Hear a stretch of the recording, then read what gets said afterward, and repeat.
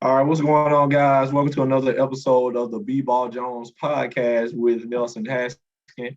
I'm your co-host, Nelson Haskin, here with the man, BeBall Jones. What's going on, bro? What's up, my brother? You good? Yes, sir. How about yourself? Chilling, man. Chilling, man. Ready to get into this episode. I feel that's gonna be a good one over here, man. So let's get into it. Yeah, man, I think so too. Uh, anybody that's a fan of basketball, stays up to date in the basketball world has probably heard of the resurface of Kwame Brown out of nowhere. So, for those who don't know, Kwame Brown was the number one overall draft pick, the number one overall draft pick in 2001 in the NBA, who, let's just say, did not pan out how we thought. And so Kwame Brown became the poster child, basically, for NBA bust or number one draft pick bust. And so for a long time, he was, because when we thought of what a bust was in the NBA, we thought of Kwame Brown. And so we're not gonna get into the whole drama and things of that nature that's been surrounding Kwame the past few weeks. But what we want to get into now is what really makes a bust when it comes to the NBA, at least.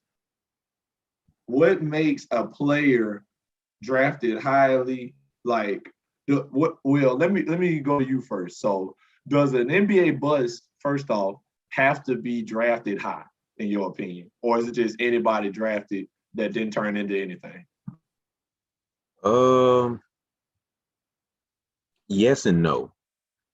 So when I was younger, I was cool with, I was part of that fan base, like, oh, he's a buzz, he's a bum, all this other stuff. But then as I, grew up a little bit and started understanding the whole dynamics of how fortunate and how lucky you have to be to get into the NBA and everything that comes after and stuff, it's like I can't call anybody a bust at that point. Then I grew a little bit more and started understanding of how hard it is to get there and how much harder it is to keep it. But at the same time, it's become a lot easier to keep it. I'm gonna explain that a little bit as we go. So if I had to define what a bust would be, my different personal definition of a bust would be a player who basically had an opportunity, was basically given an opportunity, and they didn't take advantage of it, basically. For whatever reason, they didn't take advantage of it. It was basically their fault that they didn't succeed in their role. Anything outside of that, I can't blame them for it. You know what I mean? So it's like, I gave you a chance. I gave you a chance to start. I gave you opportunity to play. I gave you opportunity to train and practice. You didn't work out. You didn't come to, practices. You didn't come to the game prepared. You were always like stuff like that. It's like, that's what me personally, I define as a player being a bust. So I know that's kind of a weak answer. Oh, yeah, kind of a safe answer, but it's just like, because there's so many things that go into it to where I can't just say this player is a bust, because it's like we're gonna get into it of other examples that I have to kind of bring up to back up why I'm saying this, but like just based off of that and what I've seen and my limited knowledge, what I do know about that level of basketball, it's like it's different, especially nowadays. It's like it's totally different to be a player at that level. So it's like at this point, it's your fault to a certain extent. So what about you, man? How you feel? Your definition of a bust? So I think personally, I think there's different levels to what a bust can be. So first I had to break down like this. I think you're a bust if you are top five in the NBA draft and don't turn into a solid starter or key player on that team. Really top 10. I go top 10. Unless the team that drafted you just happened to have a high draft pick and didn't really need certain players, like they was already like whoever the Lakers draft or whoever the Milwaukee Bucks draft or whoever the next draft is not really expected to start. They just expect to come in, be somebody. But if you are drafted top 10 and don't become a key piece for a team, and I ain't saying you got to do it in your rookie year, but within 5 years, if you do not become a key player for a team, you are a bust in the top 10 picks. If you are 10 through 20, or no, I say 10 through the rest of the first round. After the top 10, anybody else drafted in the first round, if you don't become a solid role player, like getting good minutes, coming, even if you're just a shooter or whatever, or just a rebounder, if you're not getting solid minutes in the first 5 years, you will bust because you were drafted in the first round. You expected to be a good player. And then after that, I feel like there's no such thing as a bust. Bust can only be drafted in the first round. If we draft you in the second round, you're just somebody who can help the team. I feel like nobody drafting people in the second round hoping they turn into a star. I mean, we hope everybody we draft turns into a superstar or something, but that's just not likely. Mm-hmm. So anybody drafted after the first round is kind of just like a hope that you become a good player at one point. And so with that being said, like I said, I give you 5 years to live up to expectations. Mm-hmm. And those are I feel like those are at least my expectations of people drafted in those general areas. 1 through 10, you need to be a starter or solid key player. I ain't say you had to become an all-star. We always want the number 1 pick to become an all-star or a superstar. Yep. And some do, a lot of times, like number 1 picks do become superstars. Like the last couple number 1 picks we've had became solid starters. And so I just think as long as you're not exactly like you're not doing anything, you know what I'm saying? Like if I draft you number 8 and then you barely get in the game, you a bust. And if I draft you number 28 and you barely get in the game, you a bust. Because I wasted a first round pick on you. Mm-hmm. But if I drafted you in the second round and you barely get in the game, it's like, it's whatever. Like you got drafted in the second round, hopefully you'll develop. But only people drafted in the first round can be busts, in my opinion. What you think about that? So my thing about that is, I think I got 2 things about that. So number 1,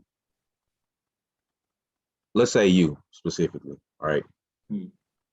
If you're a GM, right, your job is you're a scout and a GM, and your job is to look at the talent. Basically, your job is to look at the talent pool of coming in players available and say, number 1, depending on what you pick, like it's different criteria. Top 5 picks got certain things they're looking for. Top 10s different. Lottery picks are different. You know that. So it's like, but at the end of the day, your job is to pick the players that are best available / pick the players that best fit your team or organization. Now, the first 5 to 10 picks, you're trying to pick the best player, period. More than likely, you're trying to pick the best player, the most talented player, period. So it's your job to determine what's the most talented player to you. I think Lonzo Ball is a better player than Anthony Edwards. Yeah, Anthony Edwards. I say the full name.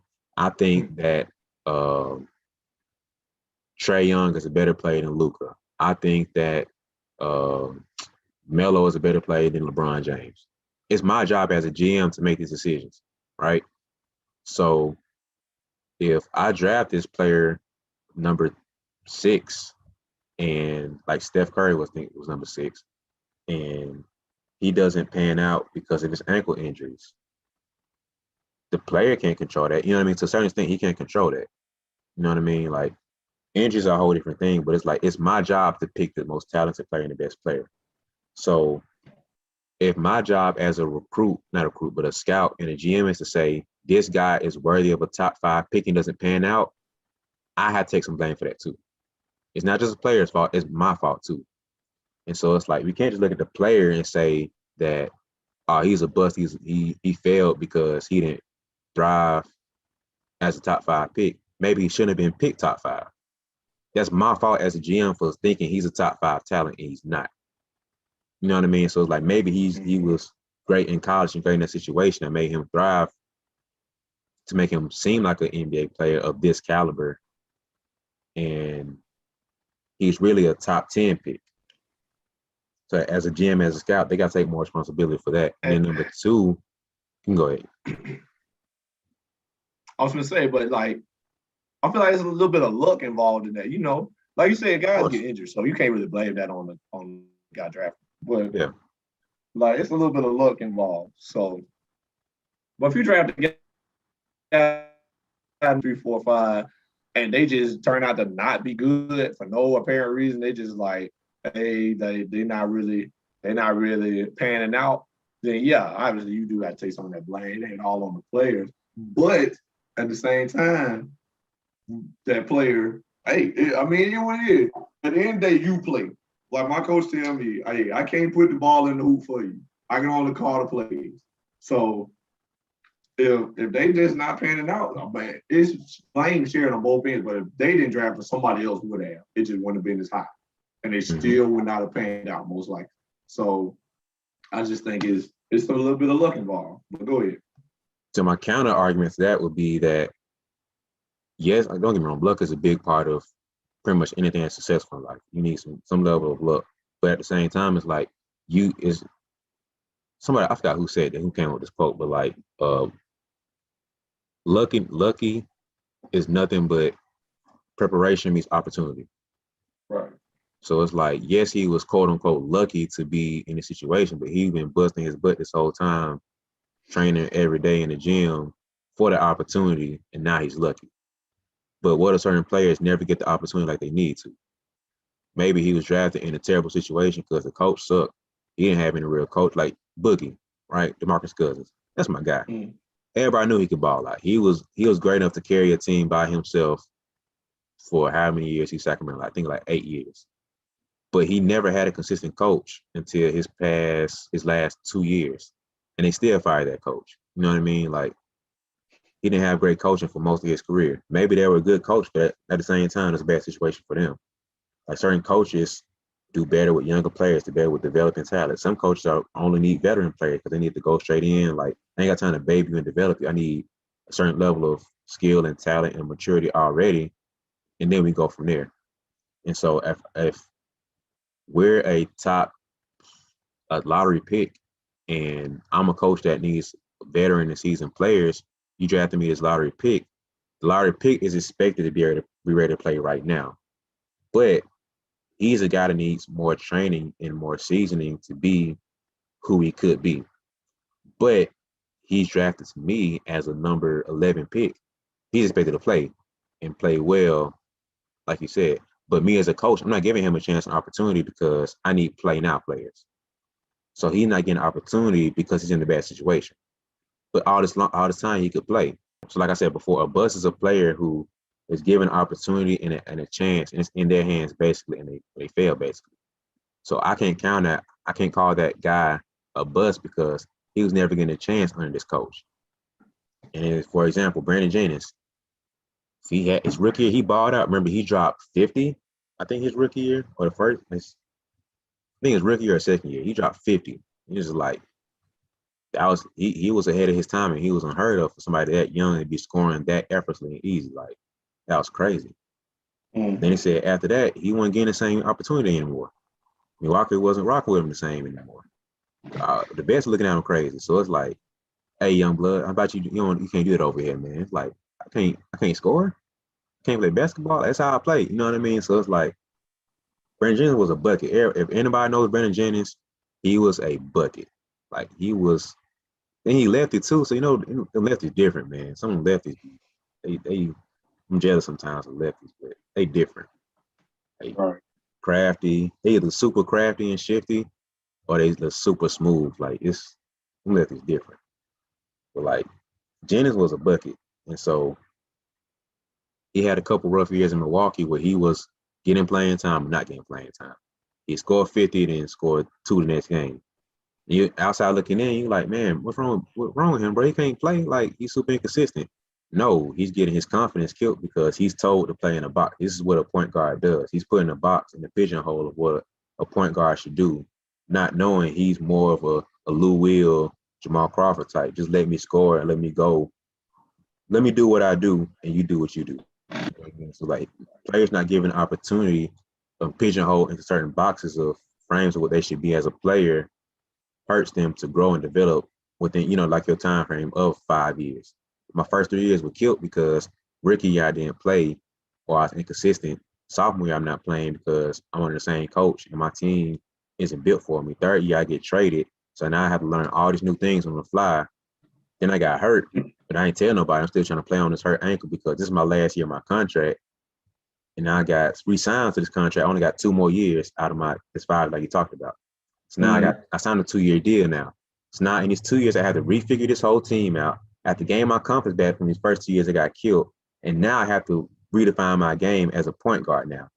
You know what I mean? So it's all these things you have to, and then I got to move. I got to figure out how to move. I got to figure out bills. I got to figure out payment. I got to figure out moving to this new city. I got to figure out the NBA. It's so many things coming against players outside of basketball that now I have to readjust basketball too. That's a lot to balance and juggle. So it's like so many times that's not put out there to be known as. You know what I mean? So it's like Skip. If you look strictly on the court, yes, he's a bust. Like he's not performing to be a lottery pick, a top 5 pick, a number 1 pick. But outside looking in, it's so many other factors that play into why he's doing it. So it's like we have to, when I start seeing that angle and that perspective of it's like, dang, like I forgot who said it. I think it's Gilbert Arenas. He was like, most times when guys aren't performing well on the court, like superstar or all-star type players, it's never a basketball thing. It's usually something off the court that's bugging them to where they're not able to perform on the court now. Anytime somebody goes through a shooting slump, it's either A, they're not getting the same number of shots up, something going on with their lives. I got into my girlfriend off the court before the game, and I'm struggling now because my mind's on that. I'm frustrated. I'm bothered. That's throwing me off. My kid's sick, so I'm worried about that. My mom just died. You know what I mean? So many other things that go on to affect the player that we as fans and, you know, basically customers of the game don't know about. So it's like, it's so much stuff out of my hands, just basketball-wise, outside of my hands. Then you got to throw in life in that too. Now, we ain't even talking about that's basketball-wise. Like injury-wise, that's a whole other conversation. I can't, like Greg Oden, Derrick Rose, Grant Hill, you can't put those guys in this discussion. That's a whole different conversation. So strictly about your skill and your performance, what you've done or not done on the court, I can't agree with calling players a bust until I get the full story of all that. So that's why for me, it's hard for me to say certain players are a bust. Because it's like, you might have got the opportunity. You could have performed to a certain extent. It's hard for me to call most of the players that we call a bust, but I can't call everybody that. So I feel that. And I was having these kind of arguments with some people on social media over the past week about Kwame Brown. And so, you know, Kwame came out and was talking about, you know, he got drafted. So for those who don't know, Kwame got drafted to the Washington Wizards in 2001. Michael Jordan was still playing for the Wizards at this time. And so according to Kwame, the weird thing about that was Jordan was, I think he was part owner too and player. Yeah, that was weird. That was wild. So it was like he was a minority owner of the team at that point, and he was still playing. So it's like, and then it's Jordan too. So it's like that's like he's still Michael Jordan. Yeah, he wasn't playing at that level, but he was still killing enough to be calling shots. You know what I mean? So go ahead. I just had to throw that in there for context. He's still the guy. No, you're right. But so according to Kwame, Michael is like beating him down, like talking bad about him, telling other vets to like hack him and foul him and stuff, yelling at him, just doing him bad. And then, for those who don't know, Kwame Brown was also drafted straight out of high school. He was 17 when he came to the league, so he's a young guy. He's a kid, basically. He's a kid when he comes to the NBA. And then Michael Jordan starts, antagonizing him, basically on some, I'm not finna let this young buck come in and run the team type stuff. He just, angry old head type guy. But, that's according to Kwame. And so Kwame goes from the Wizards after, I want to say 2 or 3 years. And then he ends up going to the Lakers. That's funny. And then he plays for none other than Kobe Bryant. Michael who Jordan ain't nothing Jr. but Michael Jordan Part 2. Michael Jordan Jr. And so it kind of just happens all over again with, Kobe, the way Kobe, we all know about Kobe Bryant's fierce competitiveness and stuff like that. And so Kwame's not playing up to how he feels Kwame should play. So he's kind of beating him down too, talking to him, yelling at him and all that. And so it's just one of them things that his career kind of took an unfortunate path. But to defend Kwame now, saying like, would you be able to still play with Michael Jordan killing your confidence? Or would you be able to play if guys was hacking you and all that yada yada when you came to the league at 17 and stuff like that? Would you think you would be able to play? And my response to that is he ain't played his whole career with Michael Jordan. So you ain't play your whole career with Mike, you ain't play your whole career with Kobe. He played 4 years with Washington, 2 years with LA, then went to Toronto, and then kind of bounced around the league for a little while. But I feel like this. What happened with him and Michael Jordan, unfortunate. I'm not gonna. I'll be the last one to sit here and be like he should have been able to play through it because I am also a player. There's certain things that's hard to play through, especially when you're young and new to something. Mm-hmm. So I give him a break. But like I said, he ain't played his whole career with Michael Jordan. And in fact, Michael Jordan retired in 2002, didn't it? I want to say somewhere around that time. Keep talking. I'm gonna look it up. Keep talking. But I just don't think that beginning of his career should have defined his whole career. He played 13 years in the league. 13 years, like 7 different teams. And people want to point to the beginning of his career to why he turned into a bust, or what we define as a bust. What was it? 2003. 2003. So he played with Michael Jordan 2 years. And he played at Washington for 4. So he played 2 years at Washington without Michael Jordan. I'm not trying to say he should have just been fine after whatever happened. Because, I wasn't there. I don't know what all went into it, how bad it was.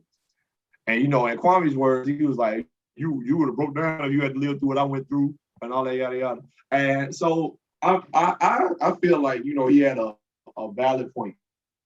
Mm-hmm. But 5, 6, 7 years down the line, if you are who we think you are, at least 5, 6, 7 years down the line, I feel like he should have got the rolling a little bit. He should have found himself. And so I took the liberty, find some Kwame Brown stats. Kwame Brown, best season in the NBA, 10 points, 7 rebounds a game. 10.7 rebounds, playing how many minutes? Give me a second. 10.7 rebounds, playing about 30 minutes a game. Okay. So if I gotta play the number one pick, and he averaged 6 points and 5 rebounds for a career. If I gotta play the number one pick in the NBA draft, if I have to play him 30 minutes to get 10 points out of him, that's a bust. And folks and the next thing they say about Kwame Brown, oh, he can't be that bad if he stayed in the league 13 years. Kwame Brown is huge. I don't think people realize that Kwame is huge. It's a reason Taco Fall is on the NBA roster right now. Taco Fall is not good. Like, we want him to be good. He kind of like a fan attraction, 7'7", but he don't even start, and he's 7'7". There's a reason for that. He's just big. We need size.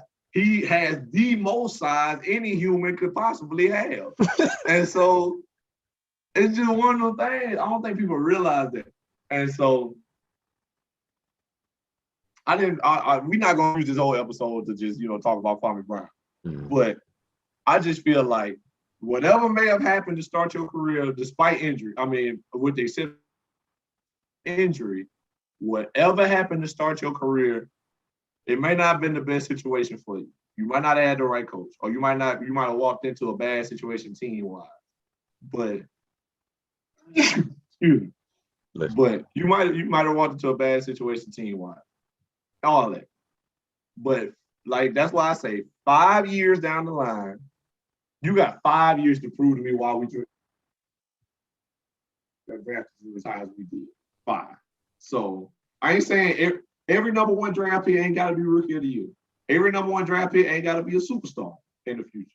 But anybody drafted top 10 need to be a solid starter or a solid key player, in my opinion, or you are considered a bust. Like, let's just say, and if we being honest, nobody ever, ever, ever has come into the NBA with more expectations than LeBron James. There is yet to be an NBA player, past or present, to come into the NBA with the expectation that LeBron James has. LeBron James came into the NBA straight out of high school, just like Kwame Brown, and had the title of the chosen one. And he was supposed to save Cleveland. Cleveland had it could have been written better in the Bible. Cleveland got the number 1 pick. The kid from Akron is the best basketball player in the country. Coming out of high school, St. V. St. M is perfect. Storybook. Cleveland gonna draft the Ohio kid. He gonna be the chosen one. Like, sound like something written in a fairy tale. Like, from out the concrete, this rose came, and Cleveland just so happened to have the number 1 draft pick. So no other NBA players ever been drafted with the expectation that LeBron James has had. And nobody can sit here and say LeBron James walked into the best team situation. Nobody. Mm-hmm. So I'm not one to show a whole lot of sympathy for nobody that don't live up to expectations. Because expectations can kill more great players than any game and any injury. Yep. And so, and like I said, unforeseen things can happen like Michael Jordan and Kwame Brown. But at the end of the day, 4, 5, 6, 7 years later, on down the line, you need to be finding yourself. Because at this point, you a man. You came to the league 17, 18 years old. 5, 6 years later, you're 23, 24. So it's time to step up. It's time to realize, like, okay, I'm used to being in the league. I know what it's about. I'm not at that team, that bad situation I was in. You can get out that bad team situation. You can be past that. You can get away from that bad coach or that team that just giving you a different coach every 2 years or whatever.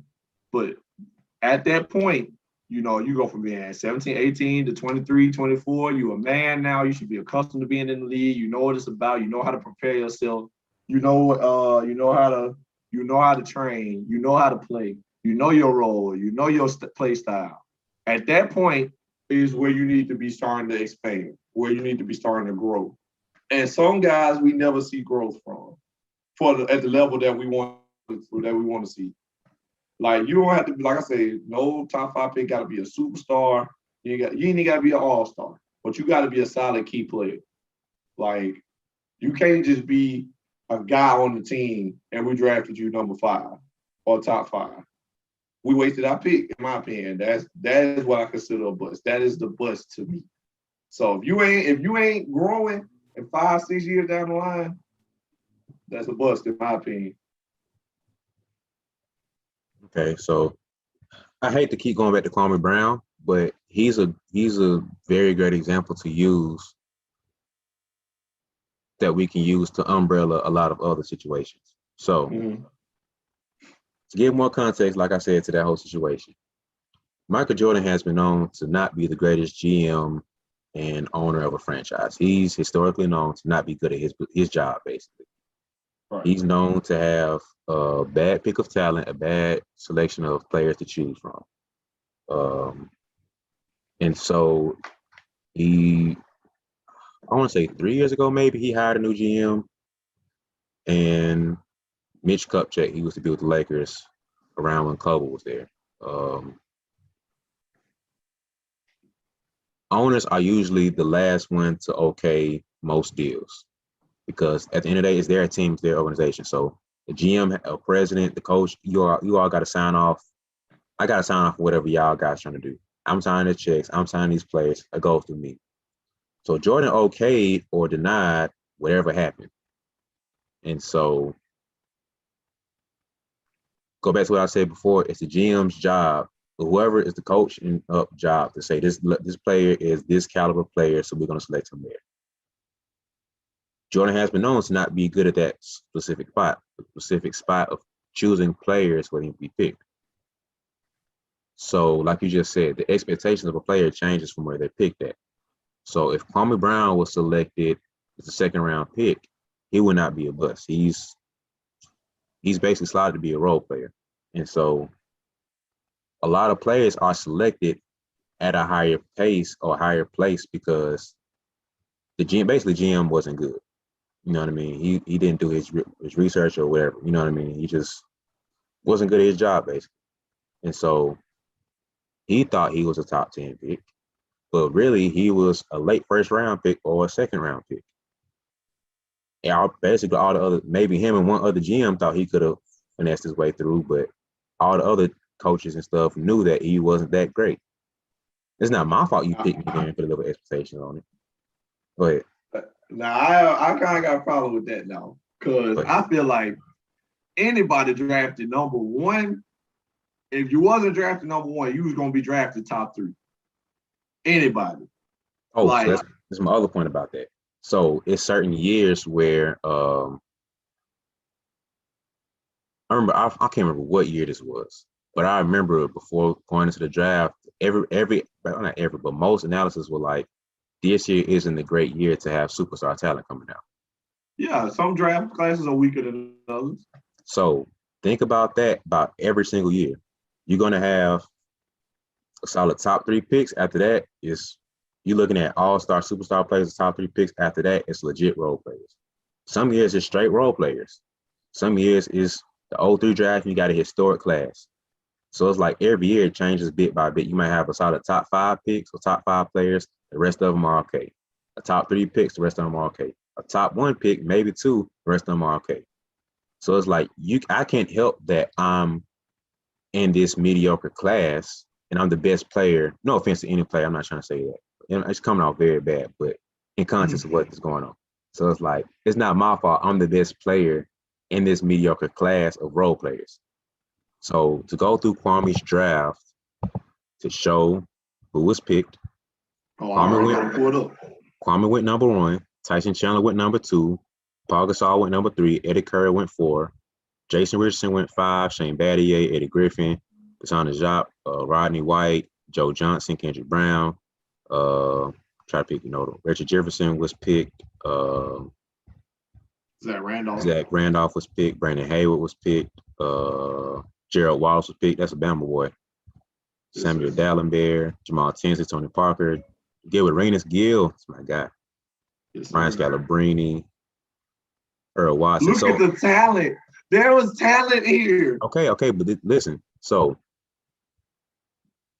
you're looking at what NBA outcome it was. At the time of this draft, Kwame Brown's supposed to be a hype. Paul Gasol was an overseas guy. Jay Rich was Michigan State. They just won the championship that year, I think. Shane Battier is a Duke guy, so Duke getting a lot of love. Mm-hmm. A lot of high school players in here. Joe Johnson ended up being bigger than what he was drafted to be, top 10 pick. Richard Jefferson, nice role player. Then you got some guys that fell. Zach Randolph. Brandon Hay was a solid role player. Gerald Wallace was a solid role player. But Tony Parker and Gilbert Arenas were probably the top, and Paul Gasol probably the top 3 picks out of this draft. And so, like, looking at that draft specifically, most of that list is a bunch of role players and a couple all-stars.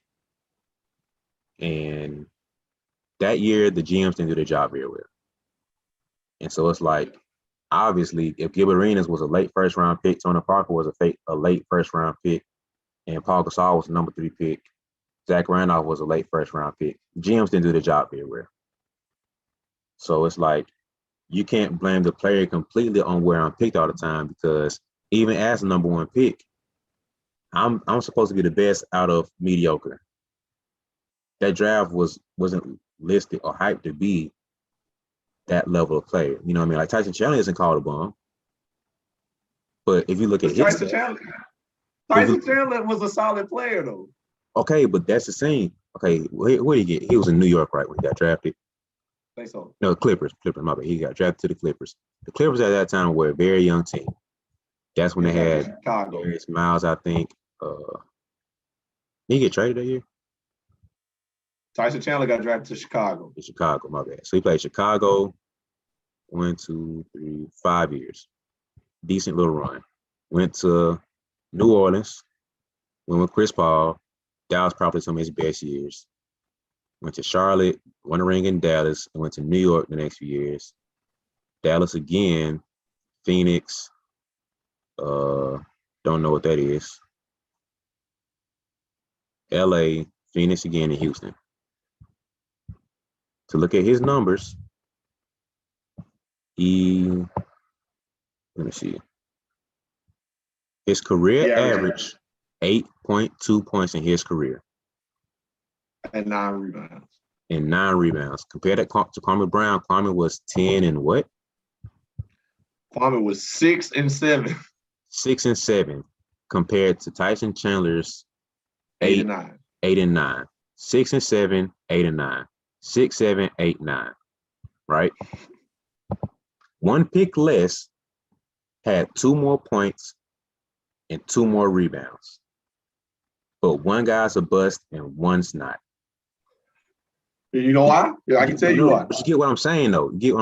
Oh, yeah. Tyson Chandler was never called a bust in his career. At least not to the extent Kwame Brown was. But Tyson Chandler, same situation, came out of high school. He was expected to be a certain level of player. But the thing that did not kill him was he didn't have a GOAT, not just a vet, a GOAT, the man of all time on his head. Like not just coming on you on your head. It's not just the vet, it's not just the coach getting on you. It is Jeffrey Jordan on your head. Michael Jeffrey Jordan is saying you cannot hoop. You suck. You need to be doing better. You suck. You go from that, you get a year break from him. All right, cool. You go to Kobe Bean Bryant on your head. That's killer Kobe. It wasn't Paul Gasol when he softened up a little bit, had Lamar Odom. He learned how to be a better leader to different players and stuff. He was trying to be Jordan still. He was still chasing Jordan, trying to be him. So you got Michael Jordan 2.0, the killer assassin on your head again. So you basically got a year break to catch your breath, and then you got your confidence killed for the next 2 years again, or 3 years. So it's like a lot of players go through that. Yes, you might not have had Jordan being on your head, but you got vets killing you, clowning on you, bro. You can't do this, you can't do that, you suck. Killing your confidence. Confidence is everything to a player. And so your confidence gets shot by those two of the greatest players of all time. You got one who is, I can't drop Jordan any less than 2 in any GOAT conversation. No, maybe 3, just depending on how you're looking at it. But top 3, more than likely top 1. I'm not gonna disrespect Jordan like that. Top 1 player of all time, and Kobe is a top 5 to 10 player of all time. So you got 2 of the top 10 players on your head the first 6 years of your career, basically saying you cannot play in the NBA. You need to be doing better. That's a huge confidence killer, bro. It's gonna take more than a couple years to recover from that. You need some therapy. You need a little bit of Jesus. You need some hugs, some loving, because that's hard to recover from, bro. Like you need a whole. You need more than just to grow up. Like that's Michael Jeffrey, bro. Anybody watch The Last Dance is well aware of how ruthless Michael Jordan was. Right.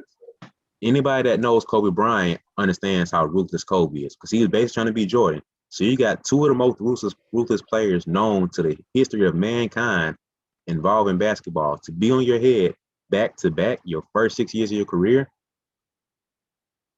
Come on, bro. It's not just somebody trying to kill you in practice. That's totally different. You had that on steroids. So what he went through compared to any other bust is incomparable.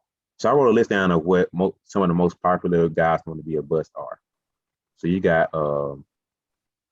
Sam Bowie, who was drafted in '84, second pick in front of Jordan. Then you have Darko Milicic. He was in a historic draft for LeBron. He was picked number 2 ahead of Chris Bosh, D-Wade, and Carmelo. Let's go Andrea Bargnani, picked number 1 overall, 2006 draft. Andrew Bogut was picked number 1 overall in the 2005 draft. You got Adam Morrison, another Jordan pick who didn't pan out. You can go in on him. He's picked number 3 in 2009. Greg Oden, pick number 1 in 2007. Lashim Thabit, pick number 2, 2009.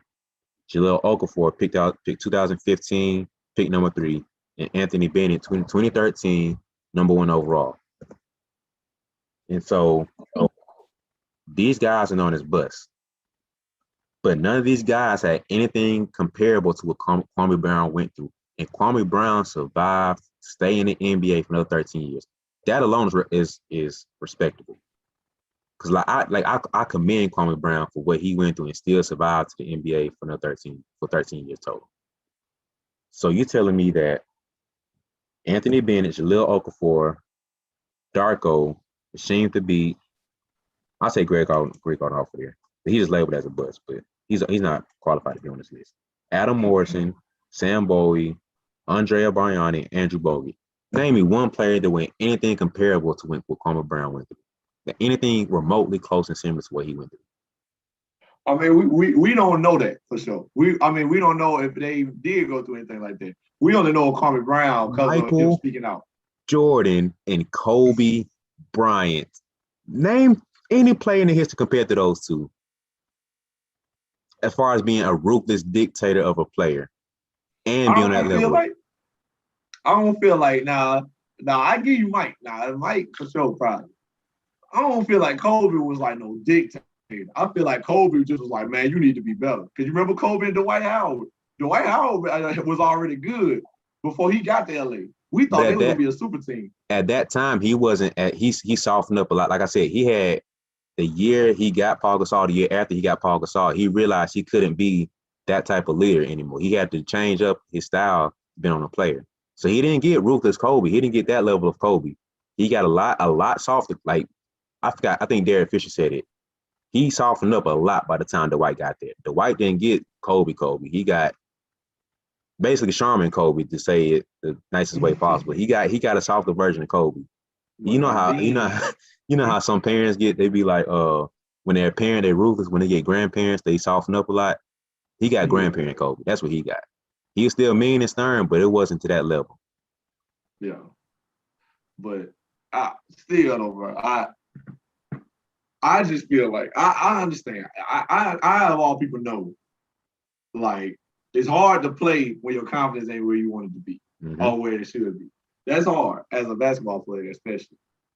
Because, like we were talking about earlier, basketball has a lot to do with rhythm, and, your emotions and whatever you're dealing with can affect that rhythm. Mm-hmm. So I feel that for sure. But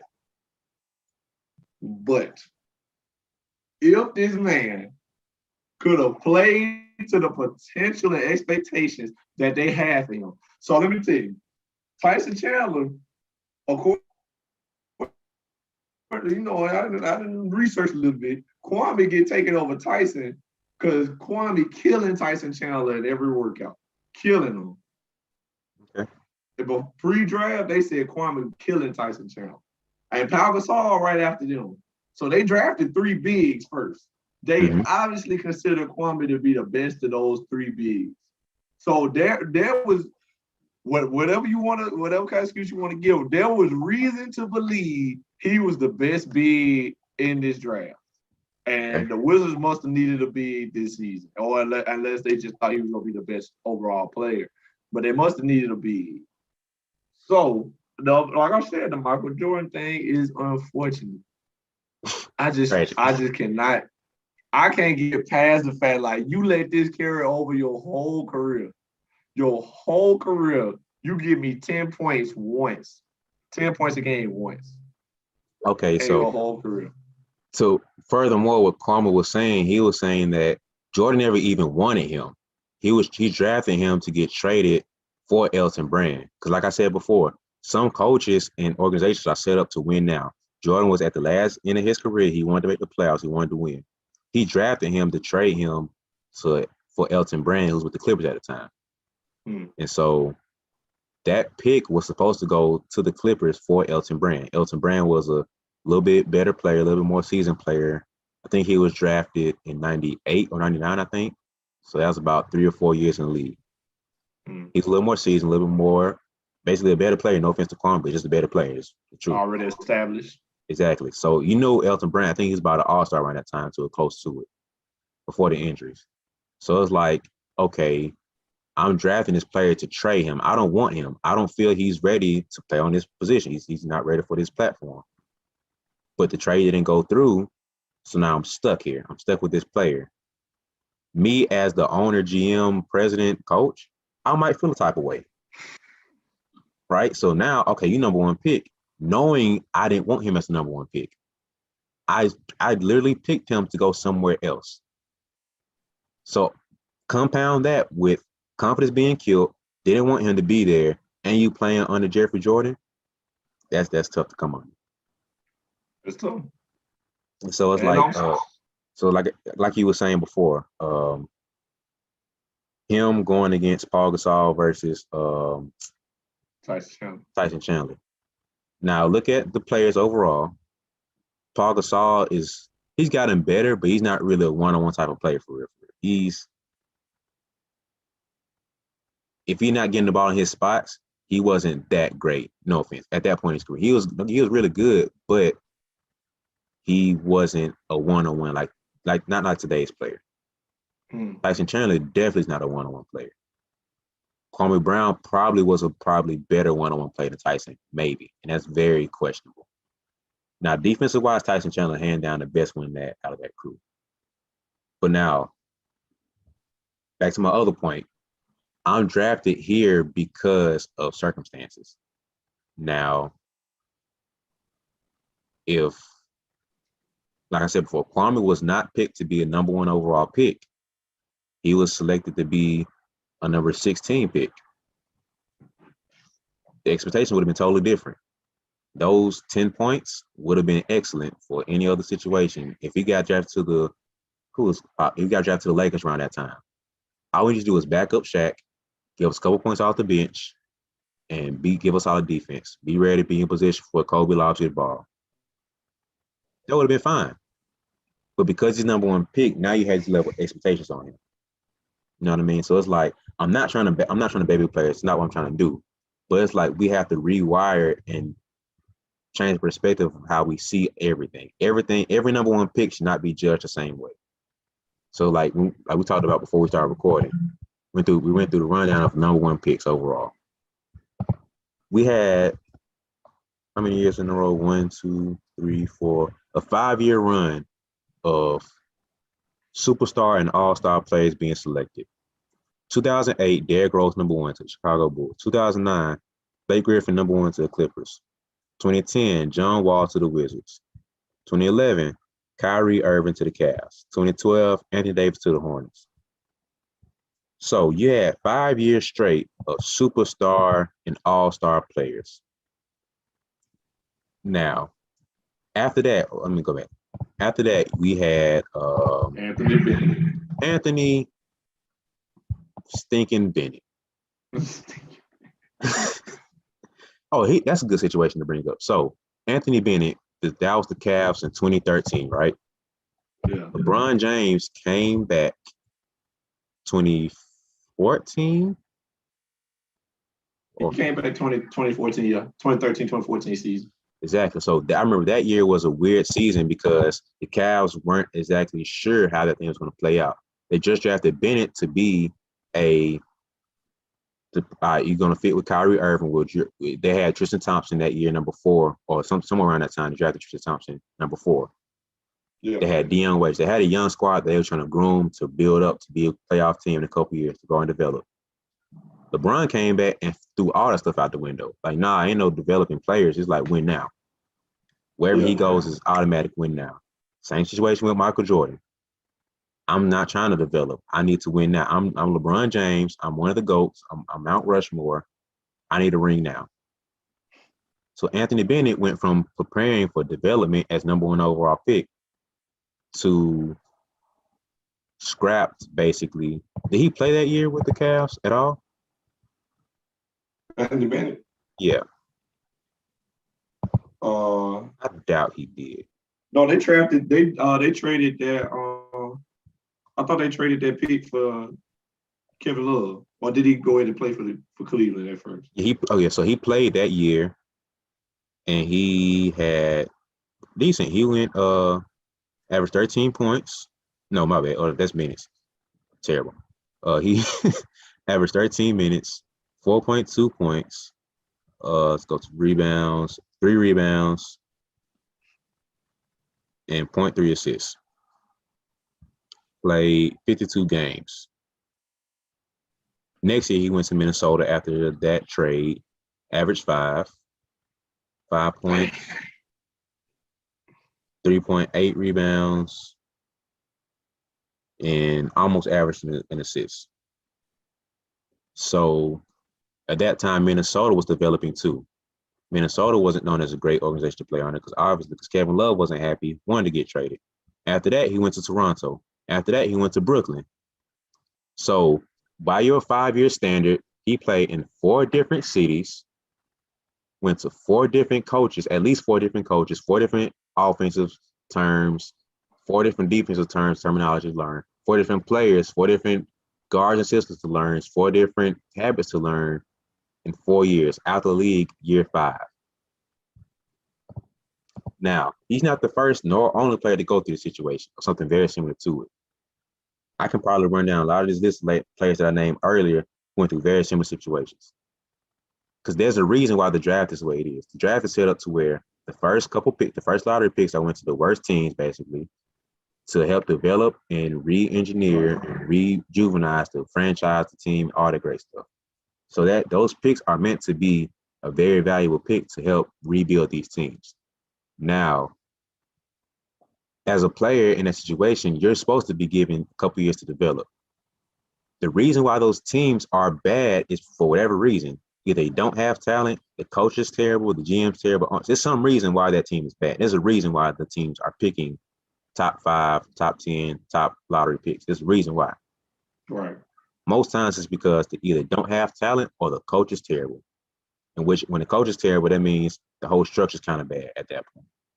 And so young players that need developing can't be developed as well under bad structure. Like you can't expect the house to be built well on a bad foundation. At some point, it's going to crumble and fall. I'm going to have a wall that's slanted. I'm going to have a crack in this wall over here, all because of this foundation's off a little bit. So it's not my fault as a player that you put me up on this bad foundation and I'm not thriving well.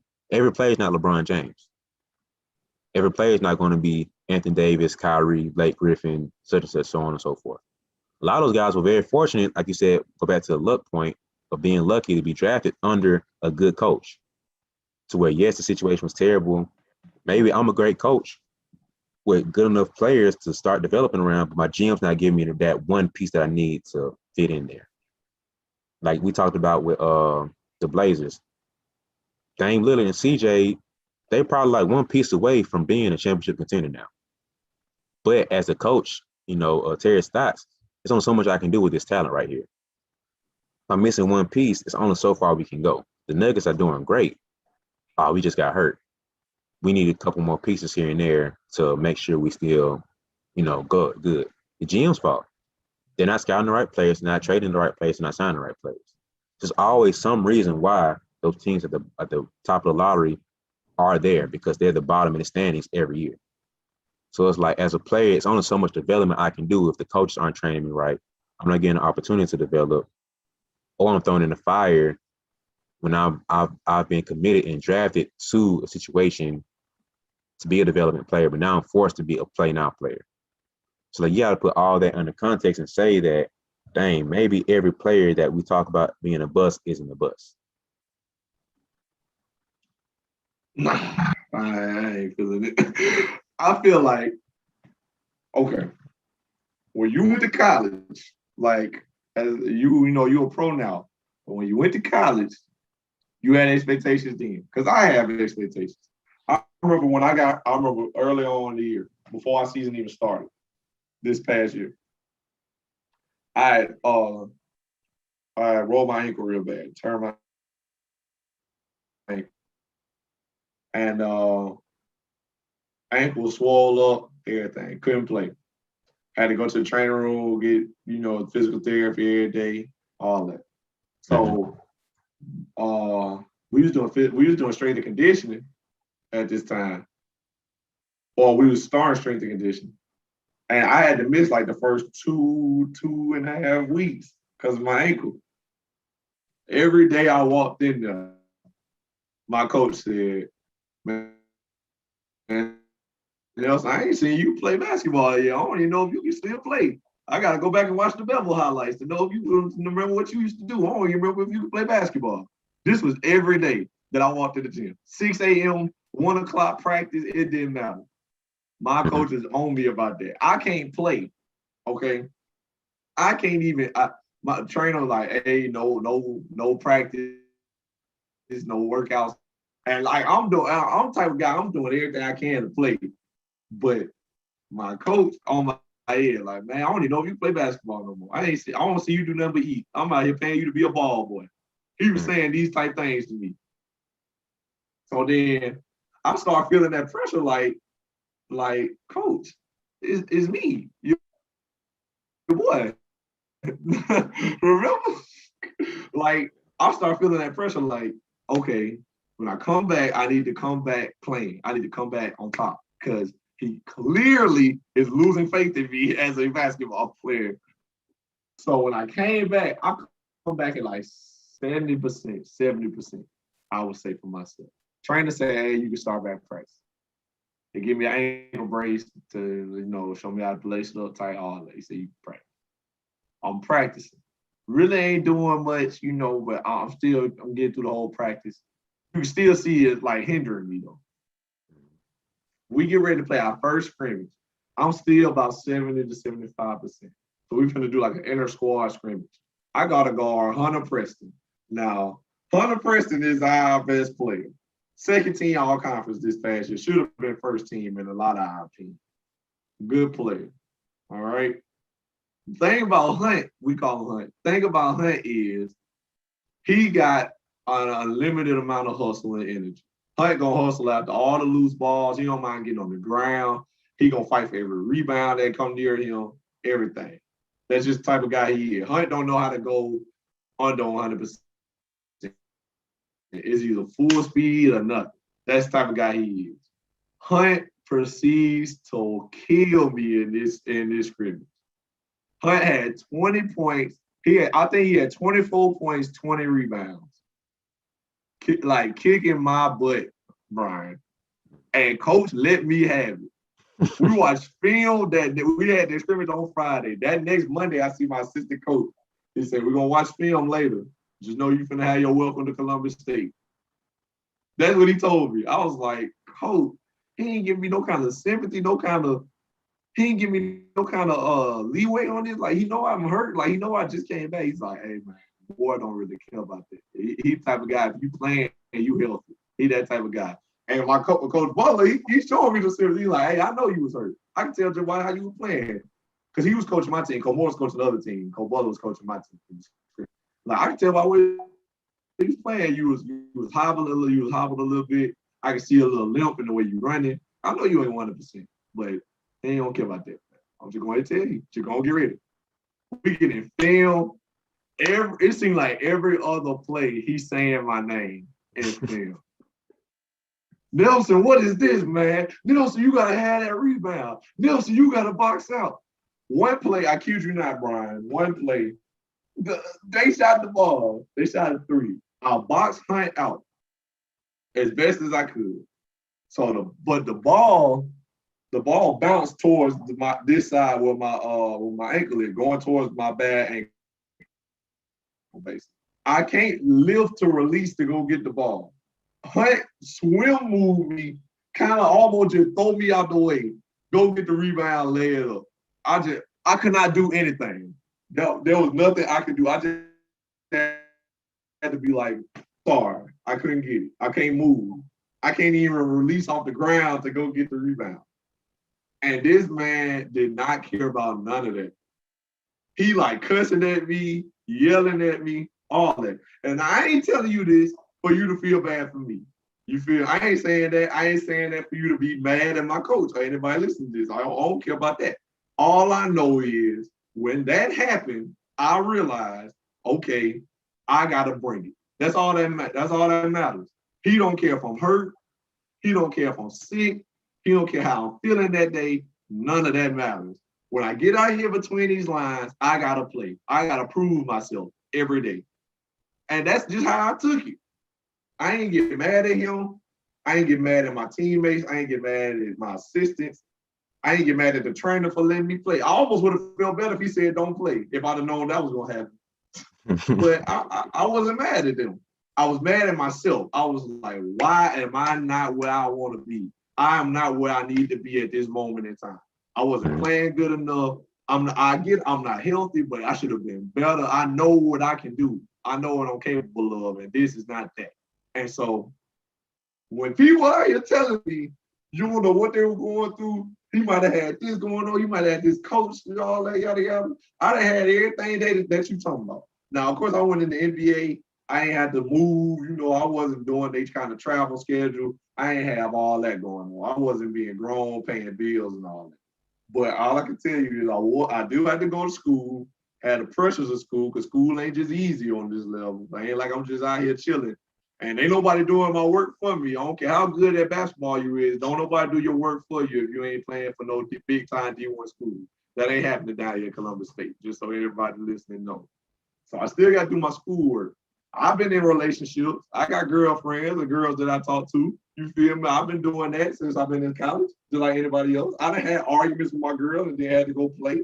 You feel me? My folks done been sick. I done been sick and still had to play. So I say that to say, I don't care about that. I just don't. I'm not the one for it. I'm not the one for the sob stories. If you hurt, that's one thing, because I was hurt.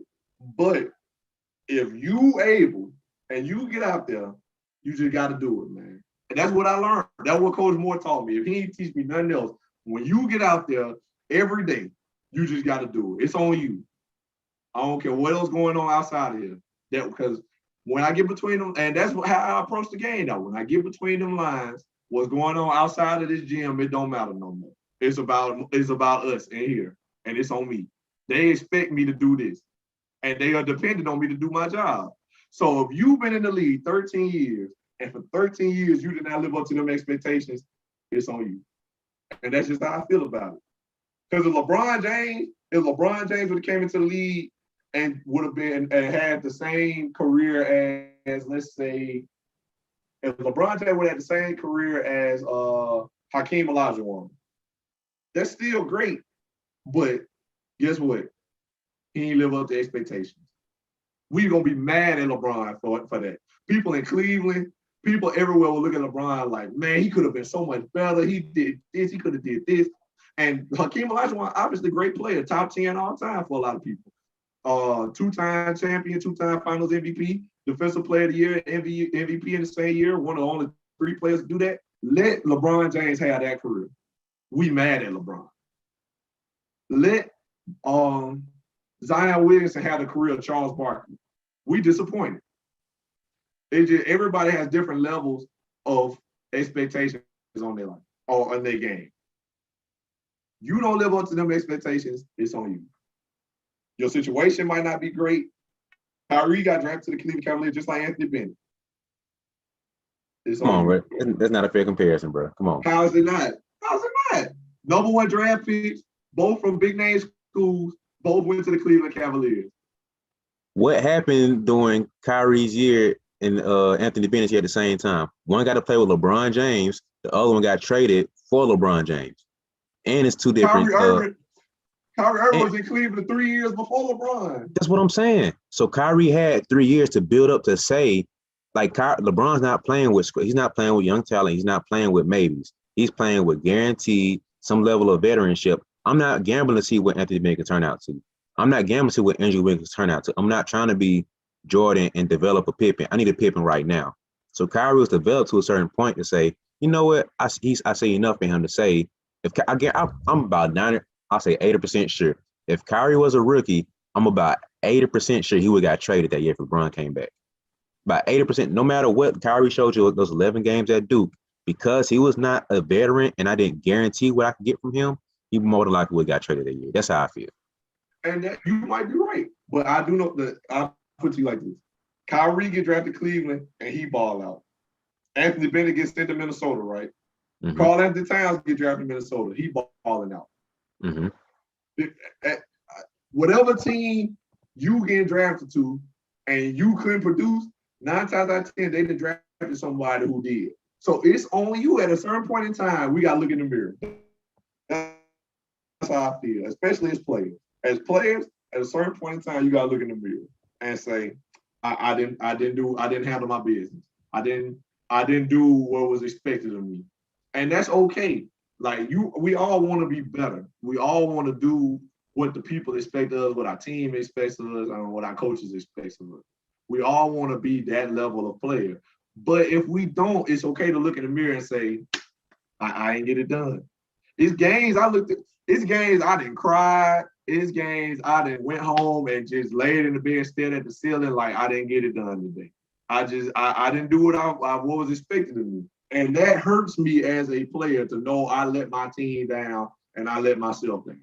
So for you to be in the NBA, play several years, and want to point at certain things like this, why I wasn't good. If you was in my situation, you wouldn't be good neither. I ain't trying to hear it. You had too long. You had too long to be good. You was given opportunity. You just ain't make the best of it. Okay, so kind of use your example for my last point. So like you said, you had certain level of expectations for you to come back into, right? From your injury. So the number one pick is 9 times out of 10 expected to be the best player in the draft and to be on that team. 9 times out of 10, right? Right. So for your situation, you didn't come back as the quote unquote number one player. No. You were, you're filling your role. So your expectations are different compared to a number one pick. So it's like, as a number one pick coming into a team, you're expected to do X, Y, and Z. You being a certain level of player, you're expected to come in and do X, Y, and Z. So if your coach demanded you to be the best player on the team and come back and fill that role, of course you're not going to meet expectations because that's not who you are. It's not what you do. That's not what you're capable of being right now. That would have been a bad situation for you, and that wouldn't have been the best conditions for you to thrive in. Would you have performed? Yes, you would have performed. More than likely, you would have performed to what you're doing now. You know what I mean? That's what you're capable of doing at this point in your career. But if I said, Nelson, come out and give me 20 and 10 every game, bro, I'm not even 100%. You talking about 20 and 10. You know what I mean? Like, that's killing your potential of what you can do right now. And so it's like certain players are drafted with those expectations, but at the cap of my career, I'm a role player. Kwame Brown is a role player. Is that a bust? After looking to I was looking at the totality of the whole situation. So specifically for Kwame Brown, I don't consider him a bust. He was a role player and he played his role. He understood that. So by living to expectation that I put him as number one pick, yes, he'll be a bust. But in totality of his career, of what I see, you're a role player, bro. Like, that's the scout's fault for putting you number one. But then at the same, like you said, at the end of the day, you got to perform and put in work to where you're capable of living up to those expectations. But I feel like the busts are always going straight to the player when some of it is the GM fault. Now, I'm not saying every single player should be getting some sympathy. It's like, nah, bro, some of these people just straight up didn't perform. Like, you suck, bro. Like, you're a bust. Like, by all definitions of a bust, you are a bust. But I think we throw that term out too loosely to say every single number one pick that's not LeBron James is a bust, or not a superstar is a bust. Every single pick that's a top 5 pick or a top 10 pick or lottery pick is a bust. I feel like we throw that out so loosely. That's like we throw out a GOAT. It's like we throw out a classic. Just like we throw out so many terms out too loosely, whether it's a glorified or derogatory term, we throw it out too loosely without really understanding everything that goes behind it. So I'm not saying here trying to be Mr. Gary Body a cookie. So I hate that thing too. I'm not trying to say every single player is not a bust. No, some of these dudes are busts. Like I said, opportunity given to a player and you don't perform, you're a bust. So it's like at the same time, you might have been given opportunity and we're judging you by superstar standards, knowing the whole time your career you should have been a role player. Your whole career you should have been coming off the bench. You know what I mean? Like there are certain players who on a team, you might be the number one guy. On a championship winning team, you're a number 3 guy. Kevin Love he was the number one guy in Minnesota, but on championship winning team, he was the number 3 guy. Now, if we judged him his whole career based off being number 1 guy, he never would have won a ring. But he had to understand himself, understand his role, tamper his number wise, he was putting 20 and 20 up, 40 and 20, 30 and 20. It was like stupid what he was putting up. He would have been Charles Barkley at that point of great numbers, a great player, but no rings. But he understood his role, and to perform, to really max out his expectations of being a lottery pick. I think he was maybe a top 5 pick. To really get the height of being that, he couldn't be a number 1 guy. So by him being very self-aware, saying, I'm not a number 1 guy, but I need to win a championship. I want to win a championship. I got to be a number 3 guy. So it's like we put these expectations for everybody to be superstar, all-star because you're a lottery pick or you're a top 5 pick. But it's like everybody's not built up to be that. Some guys are drafted number 5, but they're best put as a role player. So it's like, and then my last thing I want to say is like every player that comes in, what you did in high school and college and pre-draft, that's great. But at the end of the day, we all know what NBA talent is. So like, who's a great example? Who was a great example of this? Patrick Beverly. He's a decent example. So Patrick Beverly, for people that don't know, Patrick Beverly used to be a bucket. When he was in college and he was overseas, he would give people 30, like a nasty 30. Like he could score the ball. But his NBA talent is not scoring. His NBA talent is defense and hustle. To get on the best player's nerves. Energy. That's his NBA talent. If he wanted to be in the NBA and stay in the NBA, he had to humble himself, be self-aware, and say, my NBA talent, the thing that's going to get me in the NBA, let me stay in the NBA, is going to be defense. If he said, I'm going to focus on trying to score 20 points every game, he would be out the league by now. He would have been out the league. Like, no, we need you here as a defender, play your role as a defender, and you'll be in the league. With those expectations, he performed to that. So now, every single number 1 pick looks like their NBA talent is being a superstar, an all-star, a great player, a starter, whatever.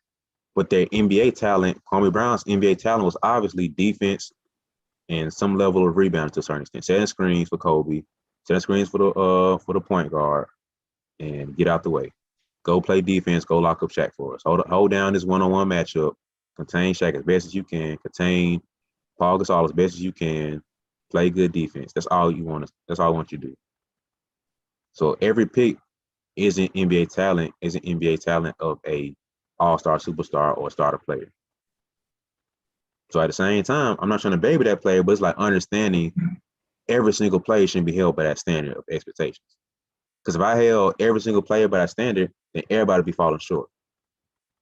So it's like that's the thing that I see that crippled players' career and their legacy because they're held to certain expectation and standards where it's like maybe they even in themselves they probably knew I'm not built to be that guy, which is perfectly fine. Like everybody, the more self-aware you are, the more powerful you are because you know yourself and you know what you can do. Right. But now you're trying to gas me up to be Michael Jordan. It's like, bro, I'm Dennis Rodman. Like that's not me. Some people now the guys don't know that. But there are very few that know I'm Dennis Rodman. My job is to hustle, rebound, play defense. My job is to be Lou Will, strictly scoring point. I'm Jamal Crawford. All I do is score points. Don't ask me to play defense. Don't ask me to pass the ball to anybody. I'm here to score points. Some players know that. They know I'm a bucket. You want me to get a bucket? I got you. That's my NBA talent. Set up a play. What's a play? My play is go ISO, sham guy, this dude out his shoes and get a bucket. That's my play. Schemes, a scheme is what? What is that? I'm here to get buckets. So it's like by me being self-aware, I know what my personal expectations are. I'm gonna bust in your eyes because I wasn't a 30-point guy plus 10 assists or plus 10 rebounds, and I carry my team. I'm not a team carrier. No offense to Kyrie, I love Kyrie, but I don't think he can carry a team. He's proven that he's not that type of guy to carry a team. He's a bucket. At the end, he's a killer. He's a bucket. Don't ask him to get any assists. Don't ask him to go out there and rebound. He's not a playmaker like that. He's a killer that goes get buckets. James Harden is the point guard. He can set everybody up. Even KD. KD's not the best playmaker. He can get assists and everything, but at the end of the day, cold-blooded killer. Go give me 30. Go give me 40. Play some defense, get some rebounds, but at the end of the day, get a bucket. So it's like to even water that down to other players and say, give me a bucket. That's all I want you to do. That's your NBA talent. So like, but us and scouts saying, oh, he can go score 30 and lock up another player from scoring 30. That's not his talent. He can score 30. In college, he can score 30 and lock up the next best player. But college basketball is not NBA basketball. Euro basketball is not NBA basketball. So it's like putting all that stuff in the context and understanding the situation a little bit clearer. I'm not saying there's no such thing as a bust. I'm just saying every single player that we look at as a bust is not one in my eyes, by my definition. So that's my last point, man. I just feel that, is there a bust? Yes. But my definition of a bust is basically you have certain expectations and we give you opportunity to do what you can do. Most guys don't get an opportunity and most guys are overhyped, sometimes to their fault, sometimes not their fault. But they're overhyped and the expectations are put 10 times too high. So of course they're not going to perform by the standards. So if you judge a player to be the superstar LeBron James, you're going to fall short. Judge a player to be Kwame Brown and be a role player, you judge me to be Lamar Odom, try to live to LeBron James status. Lamar Odom would have been a bust. He's not meant to carry a franchise. He's meant to be a great role player, number 3 guy, maybe a number 2 guy on a championship winning team, and this is my role. So it's like, by looking at through that stand of my definition of what I see a bust as, a lot of these guys who we have as a bust, you got to cut at least half of them out. So that's just how I feel about the whole bust situation. I feel that, bro. I feel what you're saying. You know, there's like circumstances be different for everybody. But my last thought on it is just like, if you last in the league, that's why I give you the 5 years. If you last in the league for a certain amount of time, you ought to be able to find your way, find your growth, find your play style, whatever it takes. Because you don't have to re-sign. Your rookie contract only good for 2 years, right? Your rookie deal ain't only for 2 years. I think some of them are 3. I think it really depends on when you get picked. Like the first couple picks are like maybe 3 years, maybe 4. I know 3 years for sure. Yeah, so I'm not taking nobody top 10 that I want to just come off the bench or barely play. And like you said, you know, some guys, you know, your expectations might not be suited for you. I want you to be LeBron and you Dennis Rodman type stuff. But 5 years later on in the league will know that.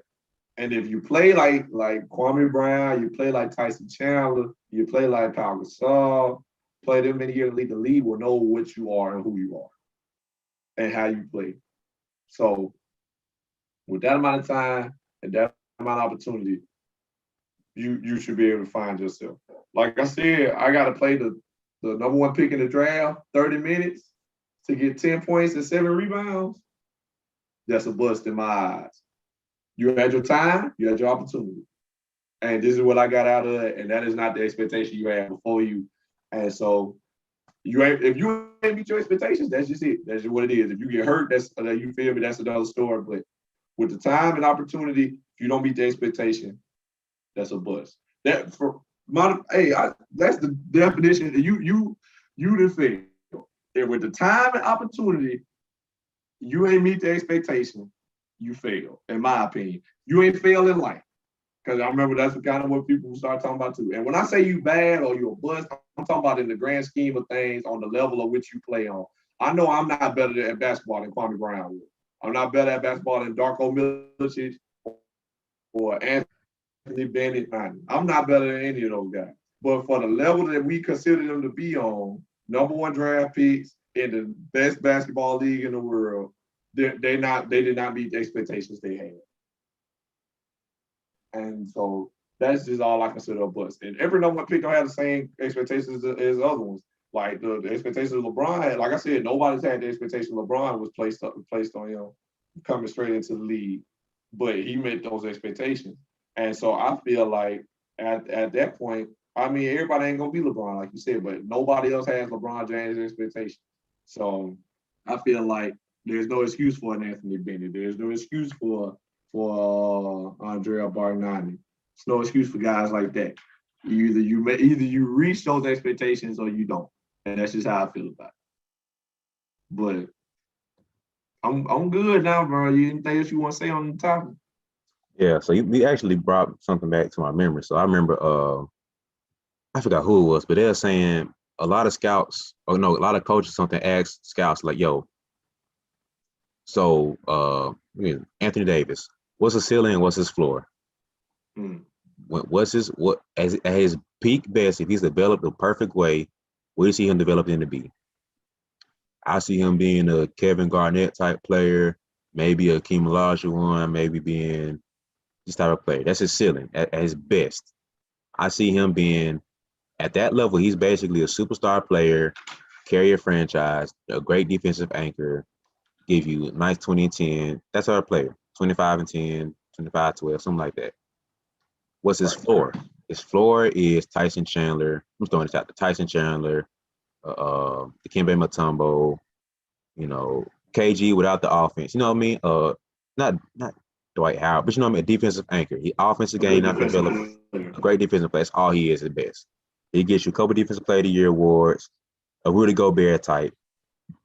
Long, lanky. He's a great defensive player. Offense, he's going to be DeAndre Jordan, pick and roll offense. Dump it off to him on the drives. He dunks it in. That's his floor. And so it's up to me, whoever's making that pick, to decide, can we help him develop to that level? Can we get him to that ceiling?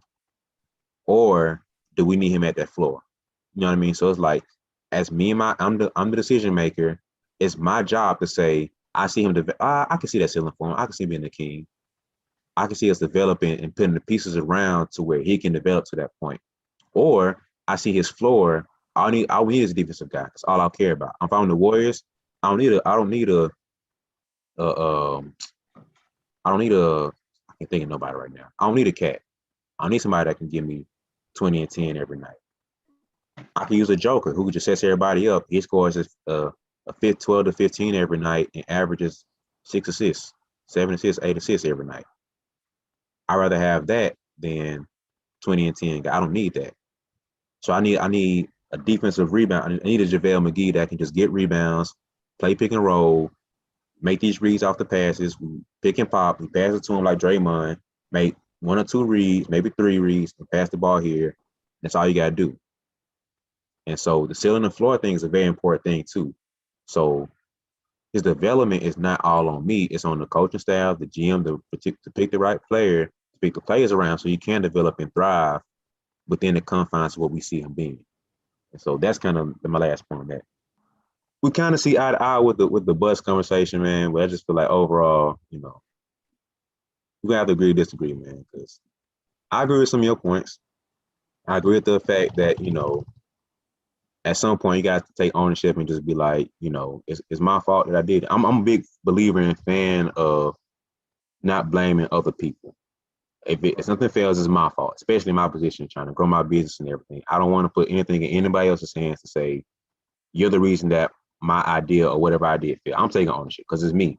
I can't blame you for my success. I can't blame you for my failures. It's all on me. So I feel like NBA players got to take that same initiative and that same accountability to say, it's all on me. But the other side of me understands that it's not all on you at the same time. Like, some of it's luck and opportunity. Some of it is just you being in the wrong situation. Some of it is just misunderstanding. If Dennis Rodman was expected to be Charles Barkley, he wouldn't have been Dennis Rodman. He would have been out the league a long time ago and probably maybe playing overseas somewhere. But because he was Dennis Rodman and allowed to be Dennis Rodman, he was Dennis Rodman. He won his rings. He won his titles. It was rebounding champ titles. Known as a great defensive player. He got his opportunity and shined there. But if he was forced to be Charles Barkley and scored 30 and 20 points, scored, 10, 20 rebounds, and didn't play defense like that, he wouldn't have thrived in the NBA like he did. So it's just like tempering those expectations of what players are and who they're supposed to be is my biggest thing overall. And just tempering our expectation of what being more, I think it's just lazy overall, honestly. That's the thing about it. People are lazy with these titles and labels and stuff. So every single player that would like title a bust and not good player is not really a bust in my eyes. So that's it, man. But it's a good discussion. I feel like this is something that needed to be talked about and just needs to be talked about a little bit more. And I feel like we could have went on for another hour talking about this probably and just, giving more details and more examples of, bust and not bust. But Kwame Brown was the focal point of this conversation because, like you said, he's the poster child, the face of it, and he's the hot topic of the past, few weeks. So it just makes sense to keep the focus on him. But we could have talked about Anthony Bennett more. Darko Milicic probably right behind him as being the poster child. Adam Morrison is a great example, and a plethora of other players. That was just number one picks we made on that, like top 3 picks we made. So, but I want to hear what you guys say, man. What is the definition of a bust? By your definition, who is a bust? Is LeBron a bust because he's not number 1 overall? He could be by your definition. You know what I mean? Whatever expectations you set out for him, it could be a bust. Kobe could be a bust. You expecting him to be X, Y, and Z, and he's not. Jordan could have been a bust. You expecting him to have 10 rings. You know what I mean? It's like by your expectations, by your definition, anybody could be a bust. But this is a very objective thing or subjective thing, depending on how you see it. So let us know, man. YouTube comments. Let us know Apple Podcast comments and reviews. Let us know what you think. Who is a bust? Who isn't a bust? What's your definition of a bust? Do you agree with Nelson more and feel like you got to man up and take accountability? And if you're a bust, you're a bust. Do you agree with me with sympathizing with players and having the full view of things and just understand the situation and stuff and just, I don't know. I ain't trying to baby players at all, but just understanding the situation and stuff. So if you agree with me, cool. If you don't agree with me, that's perfectly fine too. That's probably not gonna change my mind on this, but you might not. We'll see. But you got to comment before so I can know. You know what I mean? So comment below. Let us know what you think. Follow the podcast. Subscribe to us. Follow Nelson on Facebook. That man stays on there having great NBA discussions.